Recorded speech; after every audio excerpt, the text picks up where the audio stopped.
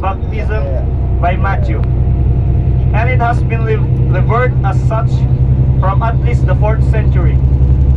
There are many monasteries and churches in the area testifying to the long religious tradition at Qasr al-Yahud. In Jewish tradition, the crossing of the Jordan by the children of Israel under Joshua must also have taken place in this general area. It is also associated with the site where Elijah handed over the prophecy to Elisha and rose to heaven on a fiery chariot. Okay, here we are in the baptism deck, as you can see in the phone. I don't know if you can see. The water in the baptism deck is regularly inspected to ensure that it is safe to enter the Jordan. Please be aware, the wet decking can be very sleepy. Okay. The general area is amazingly beautiful and is good place to understand desert landscape and see the impact of water.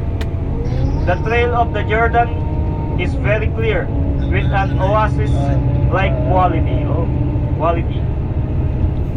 There are many churches in use, abandoned, and being constructed in the area. The Jordan River is very narrow. It is possible to carry out a normal conversation with pilgrims in Jordan. Please be aware that Jordanian authorities take a very dim view of illegal border crossing. Although this is a place of outstanding natural beauty and religious significance, it is an international border in every respect. Very good. Guys, clap your hands for Roger! Tell me, Roger, you say before you are a singer, what is your type? What you look for? I'm looking for Anak na yan!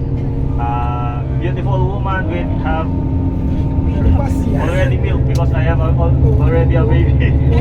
Oh, so tell me, what is more important for you? Outside or inside?